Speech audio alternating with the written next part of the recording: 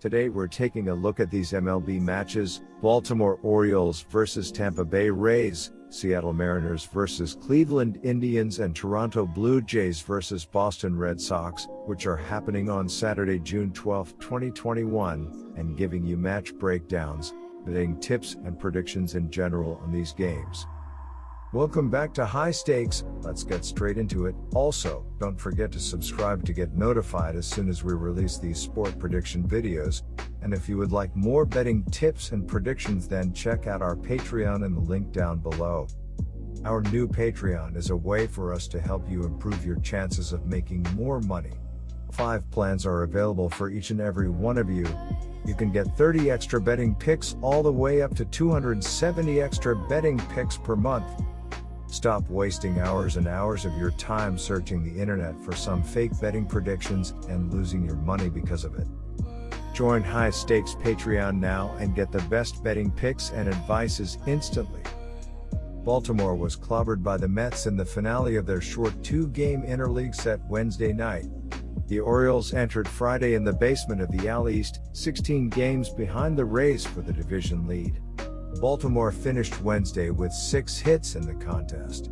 Michael Franco was the lone player with 2 hits, while Ryan Mountcastle knocked in the lone run for the Orioles as he knocked in Cedric Mullins in the opening frame. Matt Harvey, 3-7, was roughed up against his former team as he took the loss on the mound. He threw 3 innings, allowing 7 runs on 8 hits with a walk and 2 strikeouts before departing.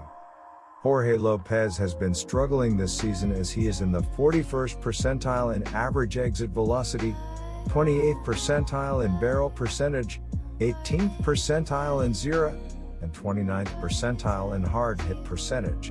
His 8.4 miles per hour exit velocity is the lowest since 2018.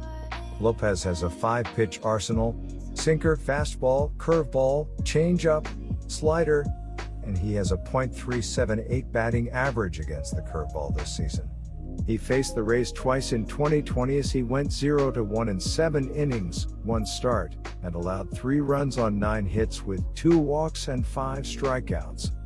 Tampa Bay rallied multiple times but ended up falling in extra innings to Washington in their previous contest to wind up with a split of their 2-game set. The Rays entered Friday with a 1-game lead over the Red Sox in the AL East race. Tampa Bay got 3 hits from Randy Arozarena, run, 3 RBI, while Yandy Diaz, run, and Joey Wendell, run, 2 RBI. Each hit 2 in the loss. Wendell is 7th and Taylor Walls is 1st, each homered in the contest. Shane McClanahan didn't factor in the decision as he threw 3 innings, allowing 3 runs on 5 hits with 3 walks and 4 strikeouts. Diego Castillo, 2-3, took the loss as he allowed 2 runs, 1 earned, on 2 hits with no walks and 2 strikeouts. My betting advice for that game is to pick Tampa Bay Rays -1.5. Yusei Kikuchi takes the hill for Game 2 of this series, and he had a scare in his last start when he had to exit early after being hit in the knee off a sharp ground ball. That start was not going well before he left after 4 innings, giving up 4 runs on 6 hits, including 2 HR, in a 12-5 loss to the LA Angels. The Mariners had won his previous 2 starts where he totaled 12 2/3 innings and only gave up 3 runs. This is Kikuchi's first start of the season facing the Indians. Yusei Kikuchi gets the ball for his 12th start of the season for the Mariners in this contest. He is 3-3 with a 4.05 ERA, a 1.065 WHIP, 20 walks and 69 strikeouts over 66.2 innings of work on the season. Kikuchi didn't factor in the decision in his last start, which came last Saturday on the road against the Angels. He threw 4 innings, allowing 4 runs on 6 hits with no walks and 8 strikeouts in a game the Mariners lost by a 12-5 score. In his last 3 starts, Kikuchi is 2-0 with a 3.24 ERA, a 0.96 WHIP, 3 walks and 16 strikeouts over 16.2 innings of work. Kikuchi makes his 3rd career start against the Indians in this contest. He is 0-1 with a 2.77 ERA, a 0.923 whip, 4 walks and 15 strikeouts over 13 innings of work. Kikuchi didn't factor in the decision in his lone start at Progressive Field on May 3, 2019. He threw 7 innings, allowing 1 run on 3 hits with 1 walk and 10 strikeouts in a game the Mariners dropped 2-1. Triston McKenzie gets the nod in Game 2, and in his last start he did strike out a season-high 10 batters but also gave up 5 runs on 4 hits in 5 1/3 innings in an 8-6 loss to the Chicago White Sox. The Indians have lost his last 4 starts, where in 3 of them he gave up at least 5 runs. In McKenzie's 10 starts this season, Cleveland has only won twice.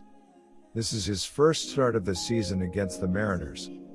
Triston McKenzie is expected to be recalled from AAA Columbus for his 11th appearance and 10th start of the season for the Indians here. He comes in 1-3 with a 6.26 ERA, a 1.512 whip, 35 walks and 59 strikeouts over 41.2 innings of work this season.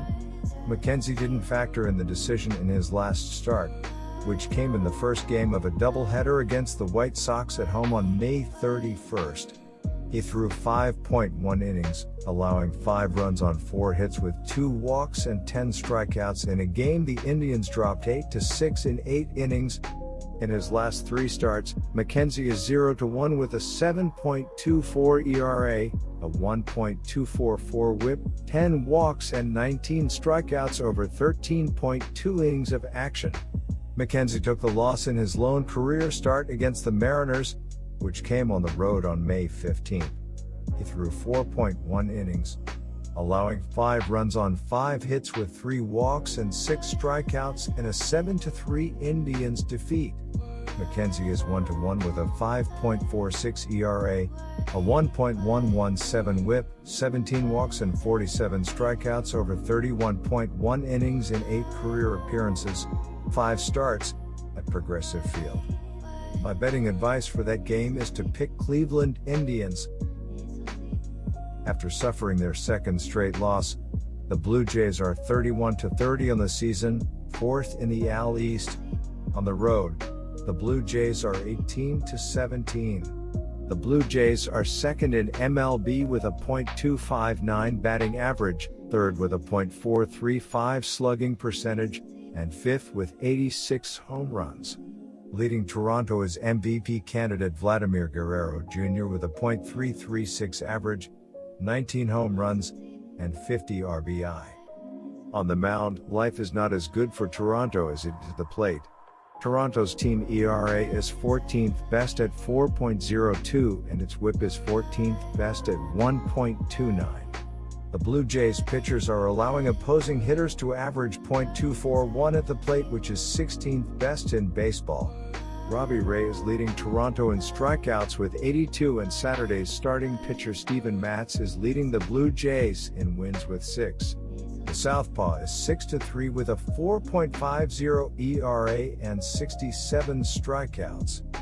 The Red Sox are 39-25 on the season, 2nd in the AL East Division, and 19-15 at home. The Red Sox are 3rd with a .257 batting average and 8 with 79 home runs.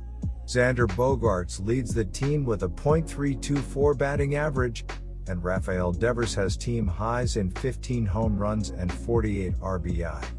JD Martinez is also having a great season, batting .311 with 13 home runs and 41 RBI. Bogaerts is questionable for Saturday with a knee injury. The Red Sox have been tough to beat with Pivetta on the mound this season, winning 10 of his 12 starts overall, including his only start against the Blue Jays this season. The Red Sox are also 12-7 against left-handed pitchers this season and have had a lot of past success against Matz. The Blue Jays have struggled behind Matz lately, losing 6 of the last 8 games he started. On the mound, Boston's pitching staff is not flashy or overpowering but is keeping games close so the Red Sox bats can do their thing. Boston has the 13th best team ERA at 4.00, the 24th best whip at 1.37, and opposing hitters are averaging .254 at the plate, which is 25th best. Nick Pivetta has 74 strikeouts to lead Boston, and Nathan Eovaldi has been the best overall hurler for Boston with 7 wins. Starting on the mound for Boston on Saturday against Toronto will be Pivetta, who is 6-1 with a 3.78 ERA. My betting advice for that game is to pick the Red Sox on the money line -120.